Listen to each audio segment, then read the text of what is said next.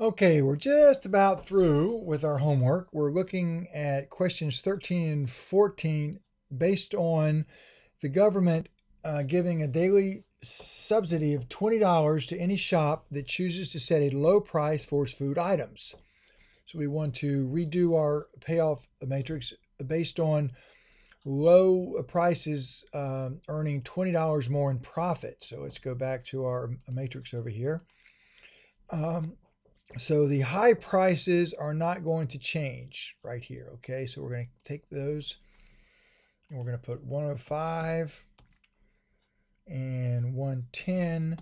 But the low prices are going to give $20 more in profit. So that's 140 and that's 100. Right? No, that's not right. That's not right. I'm not doing this right. Let's see. High price is for a quick lunch. So they're going to stay the same here. Sorry about that. High price here is for bread basket here and here. So those don't change either. Okay. What changes is the low price for bread basket. So that goes up to 140 right here. And the low price for a quick lunch right here goes up to 150. Okay, now this right here is a low price for bread basket, so that goes up to 95, right? And this is a low price for quick lunch, so that goes up to 90. And that should be correct, but let's make sure I didn't make a mistake. So let's jump back over here. This is 105, 110, 140, 80. 105, 110, 140, 80. 105, 110, 140. Okay, good. And then 40, 150, 95, 90. 40, 150, 95, 90. There we go. Good. Okay. Now we just need to answer our question about that. So 13, would Quick Lunch choose to set a high price or a low price? Explain using specific values from your redrawn matrix. So we're actually asking, does Quick Lunch have a dominant strategy? So Quick Lunch. Let's go back over here. Well, we can just use the one right here. Quick Lunch, if they set a high price right here, and bread basket sets high, they're going to be worse off, right? Worse off. So they're going to want to set low, right? So they're going to want to set low if bread basket goes high, and they're going to want to set low if bread basket goes low, because 150 is greater than 110 and 90 is greater than 80. So their dominant strategy is low price. So they're going to set low. They're going to set a lower price because a 90 is greater than 80. Profits increased by 10. So the question I asked was actually, would Quick Lunch explain? Okay, yeah. So sure, because their profit, see here, 70 is less than 80, so they wouldn't want to do that. But now with this subsidy, a low price becomes their dominant strategy because 150 is greater than 110 and 90 is greater than 80. So now with the subsidy, Quick Lunch has a dominant strategy of setting a low price. Okay, last one. Would the profits for bread basket increase, decrease, or stay the same? Explain with the comparison to your answer for question 13. Use specific values.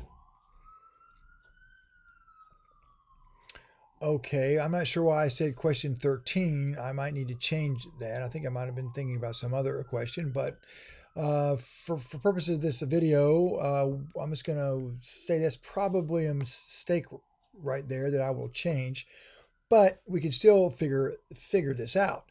Would the profits for bread basket increase, decrease, or stay the same? And we figured out what their profits were actually in question number 12. Okay, they made a profit of 120. Okay, so that should be 12. So sorry about that. I will change that before I actually send this out. So they have a profit of 120. Now down here, what's going to happen? Well, you see the answer, but you really need to know why that is. And so let's go back to our matrix here. We know that Quick Lunch is going to choose a low strategy. Okay.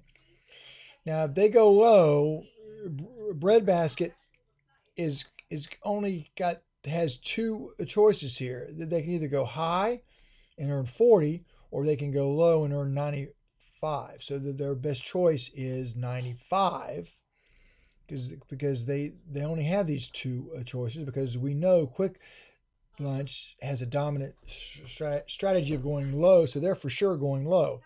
So they're gonna have a profit or earn a profit of 95 with this new subsidy, which is certainly lower than the 120 they earned over here. So that means they are going to, the answer would be that their profit will decrease by, what is that, $25 per day. And we just explained that using a comparison from Axle 12. So let me just save that. Okay, so it's 12, and I will change that. Sorry. Anyway, so that is your answers. Really study these and make sure you understand how these payoff matrices work. There's some really good videos that I put on your course here under Khan Academy. If you go to chapter 12, there's a lot of them. Look at all of these. Please, please, please look at all of these, and look at these last four here. Really help you understand how these payoff matrices work. And it's very, very important, because there will certainly be questions about with these on your exam. Okay, that is your homework for chapter 12.